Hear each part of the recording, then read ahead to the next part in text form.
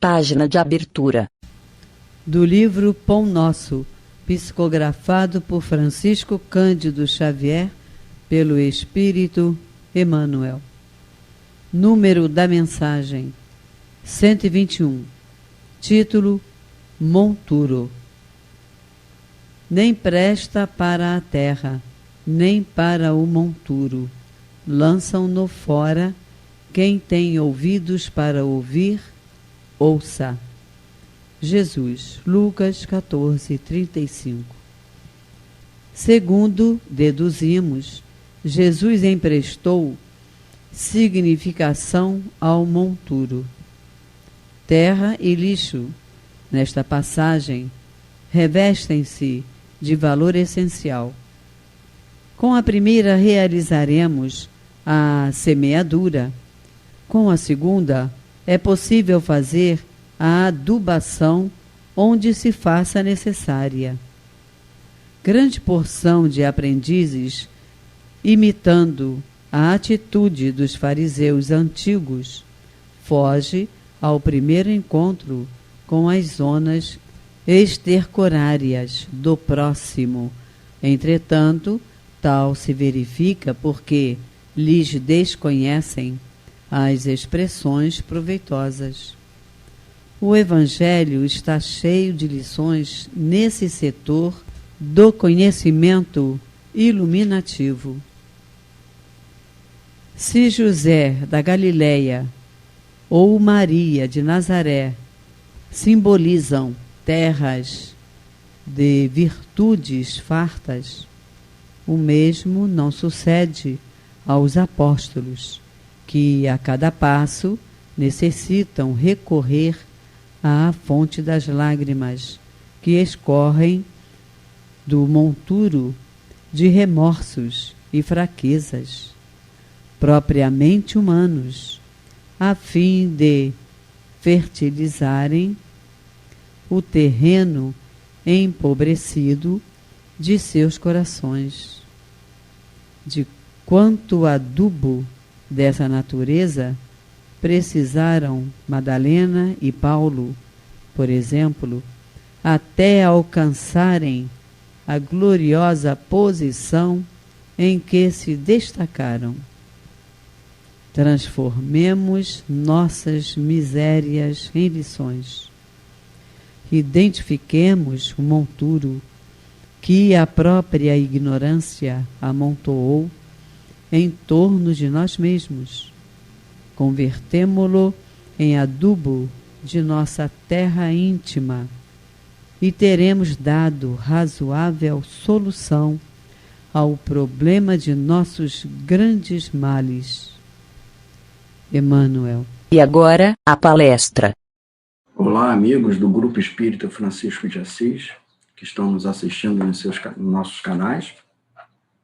Vamos dar continuidade aos estudos do Livro dos Espíritos e nós faremos comentários hoje sobre as questões 55 a 58, que fala sobre a pluralidade dos mundos. Esse tema está inserido na parte primeira do Livro dos Espíritos, que trata das causas primárias. No capítulo 3, trata sobre a criação. É importante a gente contextualizar sempre, né? Nós estamos nesse primeiro contato com a doutrina, porque estamos ainda na primeira parte, no seu capítulo 3º, e por que de Kardec ter inserido esse tema. Ele vai evoluindo nesse capítulo 3º, sobre a formação dos mundos, ou seja, questões bem científicas, né, e com a ciência da época, e bem material, né, e dentro de uma doutrina religiosa. Nunca é demais a gente lembrar que a doutrina espírita tem o seu tríplice aspecto, filosófico, religioso e científico. Científico no sentido de apresentar uma nova ciência ao mundo, né, uma nova ciência que muitas das vezes não segue nem se rege pelas regras físicas colocadas ao mundo hoje. Nós temos no mundo dos espíritos, por conta de que desconhecemos ainda muitas das leis do universo, algumas regras que podem aparentemente ser contrária às leis, inclusive às leis físicas colocadas à época, sem, de forma alguma, dizer que essas leis estariam erradas. Um exemplo disso seria a própria teoria da relatividade, e que muitas das vezes derrogam as leis de Newton, né, mas não dizem que ela está errada. Simplesmente as leis de Newton respondem para um determinado momento e as leis da relatividade, elas se regem por outro momento, em outro comportamento. Bom, é importante a gente ter esse tipo de conhecimento, e Kardec vai evoluindo, né, nesse capítulo, nessa importância. Por quê? Porque é preciso se dar base científica para desmistificar, né, alguns temas que eram colocados, né, e ainda são também, né, sobre alguns aspectos sobre a criação, né, do universo, e também fazer uma interpretação razoável dos livros religiosos, mais particularmente falando sobre a Bíblia. Então, é importante verificar que, quando se lê, né, algumas informações, alguns temas, né, na Bíblia, é preciso trazer isso à luz da ciência colocada, para que a gente possa ter uma compreensão melhor, ou seja, fazer uma interpretação adequada e tirar tudo de proveito que tem dos ensinamentos que estão ali colocados. Então, essa é a preocupação que Kardec tem de inserir esse tema de praticamente uma ciência, né, e uma ciência densa, né, dentro do Livro dos Espíritos, para que a gente tenha noção de onde estamos. Afinal de contas, somos habitantes do planeta Terra e precisamos saber como isso aqui foi formado, né, como surgiu. E a ciência tem as suas respostas, né, e para isso ele colocou esse tema. Mas também evolui, né, no seu capítulo, mostrando que, ainda assim, né, tendo essa ciência demonstrando, ele coloca em harmonia com os escritos bíblicos, quebrando, muitas das vezes, aparentes contradições que possam ter existido. Então, esse foi o objetivo. Então, estamos aqui na questão, para comentar da questão 55, e aí a gente vai evoluir, né, vai traçar alguns comentários até a questão 58. Antes da gente iniciar isso, né, nossa conversa, nossa reflexão, né, é importante que, para além dessas questões materiais que a gente vai tratar aqui, né, é importante também que a gente faça uma reflexão sobre os habitantes do planeta Terra, ou seja, nós aqui, né, o que a gente, qual o nosso papel, né, como é que a gente está. Eu falo isso porque vivemos um momento muito difícil no planeta Terra, né? Ou seja, a humanidade como um todo está passando por um momento muito difícil. Passaram por outros em épocas passadas também, mas hoje também nós estamos vivendo esse momento. O momento da pandemia, nós temos uma doença que está matando muitas pessoas, né? E fazendo com que a gente reflita sobre o nosso comportamento. A gente verifica e vê, né, com relação ao enfrentamento da pandemia pela Covid-19, que alguns líderes se mostram, de certa forma, arrogantes perante uma doença, porém perante um elemento novo, né, que veio trazer muito sofrimento para as pessoas. E aí a gente precisa entender por que de tamanha, né, arrogância, descompasso com, muitas vezes, o entendimento de outras lideranças mundiais. Existe um vídeo muito interessante, né, que faz muito bem essa reflexão. Seria interessante que é um vídeo que está divulgado no YouTube e foi feito há muitos anos atrás por um astrofísico chamado Carl Sagan, se eu não me engano, americano, e ele participava de um projeto de lançar um telescópio ao espaço para fazer pesquisas espaciais. E, num determinado momento, ele fala assim, nós estamos passando por Saturno, o satélite estaria passando por Saturno, né, esse telescópio. E ele falou assim, daqui de Saturno, provavelmente a gente vai tirar uma boa foto da Terra. E ele sabia, por conta da tecnologia à época, de que aquela foto que fosse tirada não estaria muito detalhe da Terra, mas traria o seu posicionamento, ou seja, o posicionamento da Terra diante do universo. E essa foto foi retirada. Né? Essa foto foi retirada e, a partir dessa foto, ele faz algumas reflexões, né? Falando sobre, na verdade, a significante significância do planeta Terra, não diminuindo a sua importância, mas dizendo que, na verdade, nós somos uma poeira cósmica dentro de todo o universo. Né? E nos faz pensar por que tamanha arrogância, prepotência de algumas pessoas frente a outras, às vezes para se manter numa determinada posição, até mesmo uma posição social, e para dominar determinadas frações de uma poeira cósmica. Então, ele coloca que, até o momento, não existe, né, para ele, né, astrofísico, vida, né, e em outro local que não na Terra. E que também não existe nenhum local próximo para que os habitantes da Terra pudessem, de certa forma, fugir, né, ir de um ponto para o outro. Até o momento não existe isso. E ele fala assim, são os humanos que precisam repensar para salvar o próprio planeta. Né? Isso pelo aspecto meramente material. Né? São as devastações que estão acontecendo, a gente sabe de questões dos debates que estão sendo feitos sobre o clima. E ele faz essa abordagem, né, muito lúcida sobre esse comportamento humano, né? E ele colocando que a Terra é uma poeira muito frágil diante desse universo. Né? E aí, a gente pegando outros elementos, além dessa abordagem que ele fez, né?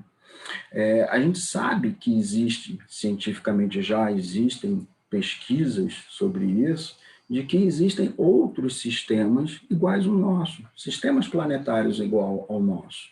Né? A gente desconhece muito pouco, desconhece muito sobre a Terra. Né?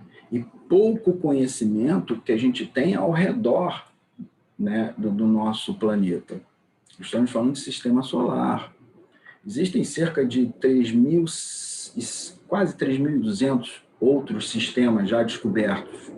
Né? Ou seja, isso é o que já se descobriu, sistemas planetários iguais ao nosso. Não vou nem questionar se a vida é igual à nossa, porque aí é um outro tema que eu vou falar sobre o que vem a ser vida. Então, será que só o planeta Terra é habitado com vida? Esse é um questionamento que tem que ser feito, que se a gente só conhece 3.200 sistemas planetários iguais ao nosso, isso de acordo com o nosso alcance. Né? Mas o universo é muito maior. Isso se a gente considerar a teoria do universo, de um universo. Mas existem já teorias de multiverso. Mas a gente precisa muito bem, com lucidez e com base na ciência, né, fazer a pergunta, só nós detemos, nós que eu falo, habitantes da Terra, detemos o poder de ter vida? Só nós temos essa inteligência? né? E isso faz com que a gente reflita sobre a nossa, às vezes, a arrogância de achar que somos, né? E em algum momento da nossa história, achávamos que nós éramos o centro do universo, o que a ciência, evoluindo, já demonstrou que não. Então, a gente está caminhando para entender também que não existe só nós como inteligência viva dentro desse universo. E as estrelas que foram colocadas no céu, né, por Deus, não foi ali apenas para o céu dos namorados, né? Não é só apenas para embelezar a nossa noite. É bom a gente ter o nosso papel de conhecimento científico para entender, né, os mecanismos, né, que Deus nos coloca para a evolução. Kardec coloca, né, essas questões, e a questão 55 ela vai falar justamente sobre essa pergunta, né? São habitados todos os globos que se movem no espaço? É aquilo que a Kardec faz essa pergunta aos espíritos. São habitados todos os globos que se movem no espaço? E os espíritos respondem, vou ler aqui. Sim, e o homem terreno está longe de ser, como supõe, o primeiro em inteligência, em bondade, em perfeição. Entretanto, há homens que se têm por espíritos muito fortes e que se imaginam pertencer a este pequenino globo o privilégio de conter seres racionais. Orgulho e vaidade. Julgam que só para eles criou Deus o universo. Você repara que os espíritos respondem, né, muito em consonância com a ciência, porque esses questionamentos são razoáveis, né, até cientificamente falando, não pelo aspecto religioso, mas quando a gente tem o aspecto religioso, isso se encaixa também, de a gente verificar, só nós temos esse privilégio, né? Claro que não, né? Claro que não. Os espíritos estão nos respondendo, sim, os outros globos possuem vida, sim, né? Os habitantes desses outros globos existe vida. E aí entra um outro problema, digamos, científico sobre a questão da vida, né? Eu assisti uma palestra do Dr. Décio Iandoli, se eu não me engano, ele faz parte da Associação Médica Espírita, agora não mais de São Paulo, não sei se é Mato Grosso do Sul, se eu não me engano. E ele é um autor que defende muito a reencarnação, não pelo aspecto religioso, doutrina espírita, mas sim pelo aspecto biológico. Ele quer ir além, né? E ele fala muito da resistência que se tem quando ele fala em reencarnação no mundo científico, ou seja, com os seus pares. Ele é médico. Então, ele sempre fala que, muitas vezes, ele apenas troca a terminologia. Ele fala em palingenesia, mas não fala em reencarnação. E, muitas vezes, ele é aceito apenas pela troca da terminologia. E ele fala sobre essa questão da conexão mente-cérebro para poder apresentar a reencarnação como uma lei biológica. Bom, e nessa pesquisa, nesse trabalho, né, de pesquisa, ele se debateu com algumas pessoas e fazendo pesquisas sobre o conceito de vida. E ele fala sobre biologia. Ele perguntou para biólogos, e ele falou assim, se a biologia é o estudo da vida, né, aonde eu vou perguntar a definição de vida? Sim, para os biólogos. E ele vai pesquisando sobre isso e verifica que, na verdade, os biólogos não têm um conceito definido de vida. Eles definem o que vem a ser o ser vivo, mas não o que é vida. E ele, prosseguindo, ele fala, por que a gente vai, né, quando vai aprofundando nesse estudo, a gente verifica que não se tem um conceito material de vida, porque, na verdade, o conceito é imaterial. Então, já verifica-se que o que vem a ser a vida, né, no conceito material, define-se como organizações e tudo, mas pelo aspecto do ser vivo. Mas e a vida, né? Então ele fala que esse aspecto é um aspecto imaterial, é um aspecto espiritual. Por quê?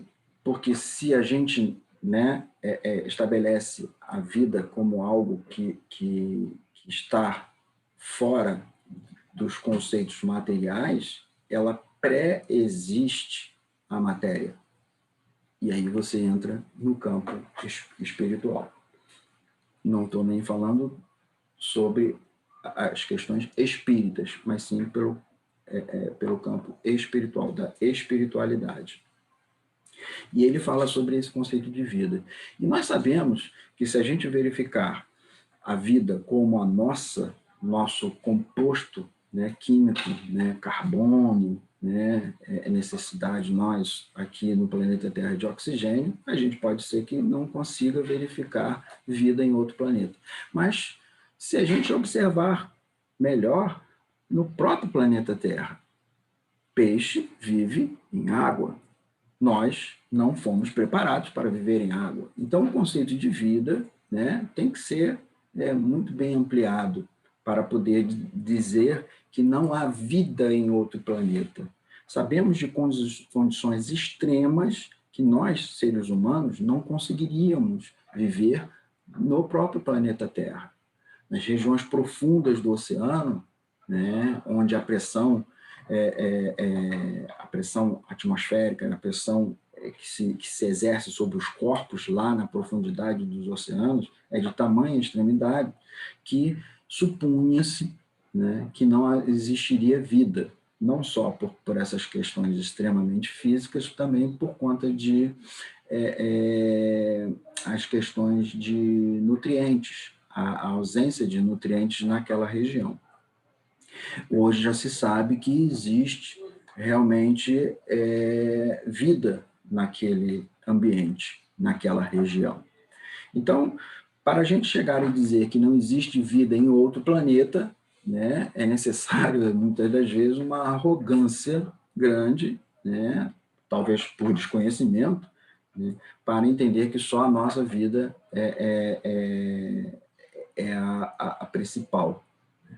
Então, o que os espíritos respondem tem consonância com a ciência, né?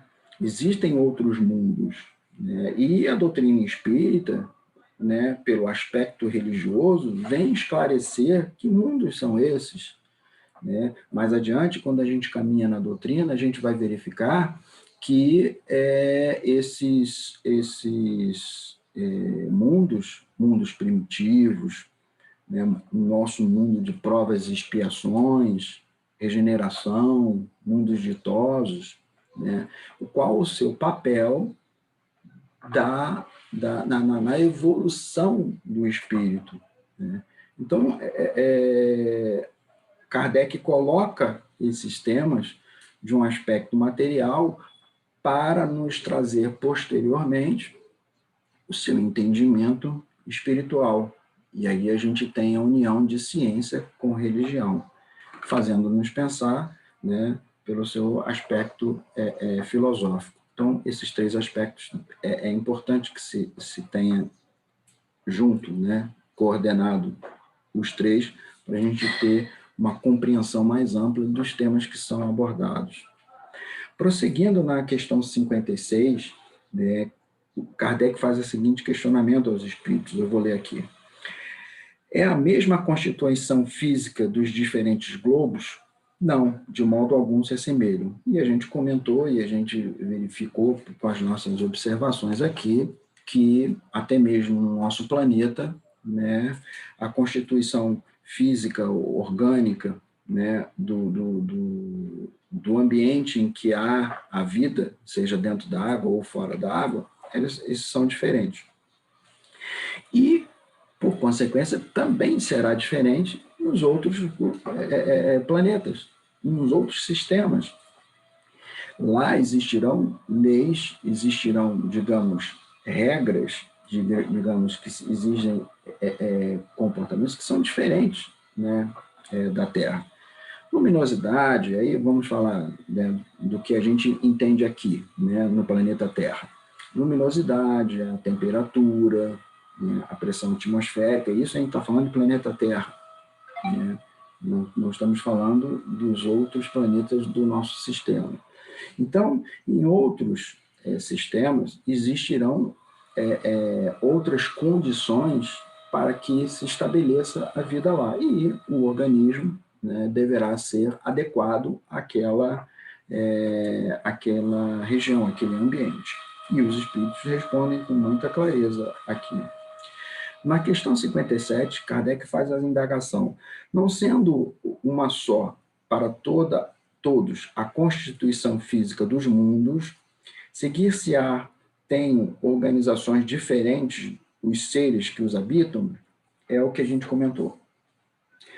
Se o globo, né, se existe um outro planeta com uma outra constituição, os organismos, né, que lá irão habitar terão outra constituição. E a gente verificará isso mais adiante, que o próprio perispírito, né, ou seja, como é que é a constituição do perispírito daqueles que irão habitar aquele determinado planeta, com condições diferentes. Ele aure, né, ele busca de todo o ambiente que ali existe a formação do seu perispírito, para que ele ali possa habitar e interagir. Então, desconhecemos, né, essas leis, desconhecemos essas condições, porque são diversas, né? Imagina aí se a gente está em 3.200 planetas, desculpa, 3.200, cerca de 3.200 sistemas, né? E não me aprofundei em quantos planetas cada sistema tem, né? Mas dentro desses sistemas, quantas possibilidades de organizações diferentes poderiam existir? Diversas, né? E como a ciência divina pode providenciar, pode estabelecer essas condições? Também desconhecemos, mas é certo que isso existe. Da forma como é feita, talvez a gente não tenha esse conhecimento no momento, mas que é possível, sim, é possível. A questão 58, né, Kardec fala, perguntando aos espíritos: os mundos mais afastados do Sol estarão privados de luz e calor por motivo de esse astro se lhes mostrar apenas com a aparência de uma estrela? Kardec quer fazer esses questionamentos aos espíritos para poder saber quais as condições, porque nós temos condições muito muito tênue, né? As condições ambientais na Terra, ela é de tal forma que, se mudar a rotação, qualquer coisa, né, no sistema de como ela está hoje, a vida talvez não fosse essa que a gente vê, né, hoje. E os espíritos respondem: pensar então que não há outras fontes de luz e calor além do Sol, em nenhuma conta tendes a eletricidade, que em certos mundos desempenha um papel que desconheceis, e bem mais importante do que o que lhe cabe desempenhar na Terra. Ou seja, a nossa ciência hoje desconhece muito, né, de todos os elementos que a gente já tem conhecimento sobre questões elétricas. Até mesmo, se a gente observar na terminologia da doutrina espírita adotada por Kardec lá em 1857, quando foi feita a publicação, e hoje nós verificamos que algumas terminologias utilizadas àquela época já hoje não são mais utilizadas. E falando de eletricidade, nós estamos falando das questões fluídicas. Muito se utilizou o termo fluido para se denominar o que hoje a gente entende por um campo eletromagnético, né? Isso não, de forma alguma, essa troca de terminologia, de forma alguma altera o conteúdo, né? E aí só buscando a ideia que foi do Dr. Décio Mandoli, e que ele fala que se eu apresentar isso como reencarnação, ele não era aceito, mas como ele troca o termo, né, a compreensão, a aceitação, não é nem mais a compreensão, a aceitação é feita, mas o conteúdo não foi alterado em nada, apenas o título. Então, nessa situação em que Kardec se utilizava de algumas terminologias, não muda, não altera o que foi dito. Mas isso só para ilustrar que nós não detemos todo o conhecimento de todas as regras, as condições existentes. Então, se a gente entende como fonte luminosa apenas aquela que a gente vê da luz solar, a gente vai verificar que não é só essa a única fonte luminosa. Hoje, as pesquisas espaciais, né, dos astrofísicos, utilizam equipamentos em que eles, para poder observar melhor, né, o universo existente, eles usam luz infravermelha para poder obter maior precisão, né, de suas descobertas. Ou seja, são espectros, né, de luz que não é visível ao olho humano. Existem condições auditivas também. Nós temos limitações, né, orgânicas, e não é por isso que a gente vai dizer que algo não existe, ou limitando também os nossos conceitos. Então, aqui os espíritos querem dar uma ampliação ao entendimento. Muita coisa que provavelmente ainda não descobrimos e ainda não compreendemos não significam que elas não existam. Então, muitas vezes, condições extremas em outros planetas, em outros sistemas, não é motivo para dizer que não existe vida. Até porque o conceito que hoje nós temos de vida, ele é muitas vezes impreciso. Então, vida orgânica, ou seja, como a nossa, constituição física, né, como a nossa, pode ser que não exista, pode ser, né, mas vida, né, de outra forma, adequada àquele ambiente, sim, é possível, é plausível. Então, não há como a gente negar isso.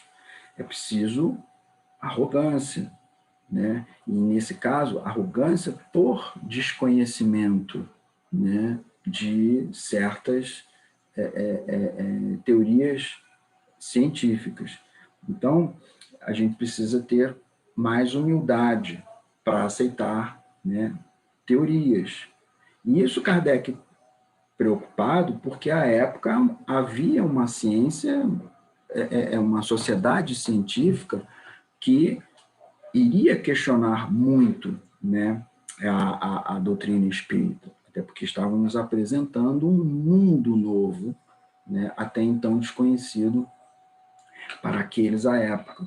Talvez outras comunidades, outros grupos étnicos já conhecessem e não questionam, né? Como a gente não questiona a reencarnação como um cientista questiona a reencarnação. Para nós é muito lógico, né? Então, mas para apresentar a sociedade científica, a gente precisa de ter argumentos científicos para trás, para poder fazer esse conhecimento. Então, essas questões de pluralidade dos mundos, Kardec vem apresentar a possibilidade de existência de mundos distintos do nosso, seja do planeta Terra, onde há possibilidade para que haja habitação, haja vida, haja a frequência de espíritos nesses outros lugares.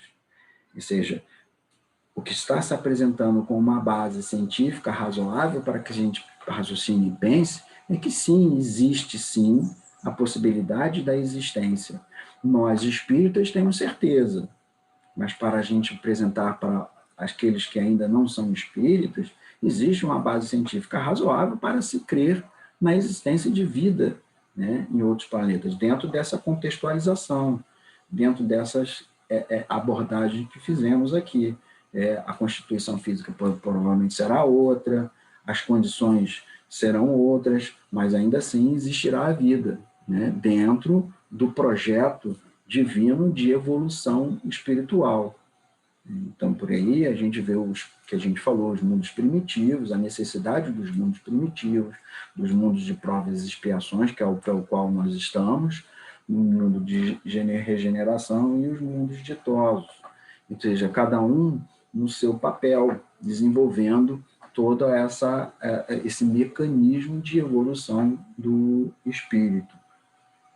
Assim, é importante, só retomando aquela fala inicial que a gente teve sobre o pálido ponto azul, né, que a gente, né, apesar dessa significante insignificância, né, do planeta Terra sobre o cosmos, nós temos um papel importante, né, dentro do universo. É como se a gente verificasse cada célula do nosso organismo. Ela individualmente, né, ela não tem aquela significância tamanha, mas diante de todo o conjunto, ela é muito importante. E é assim que o vírus se propaga, né? Nós estamos vivenciando isso, nós estamos com várias notícias sobre isso. Ou seja, cada célula nossa é muito importante, individualmente e coletivamente. Mas uma só, né, não pode se arrostar de ser a dona do corpo, né, até porque existe o espírito no comando. Mas só para dar esse exemplo de que, apesar de nosso planeta ser uma poeira cósmica, nós temos uma importância fundamental, né? Existem mensagens que Emmanuel nos deixou de que alguns espíritos obsessores, né, e aqui vai um alerta, porque nós falamos sobre isso, de que a nossa inferioridade não deve ser motivo de paralisação, porque alguns espíritos, né, obsessores podem incutir em nós, né, a ideia de que somos extremamente insignificantes e não servimos para nada. Não, nós temos que ter o papel, nós temos que ter um entendimento de que somos pequenos, mas de que somos parte integrante desse todo.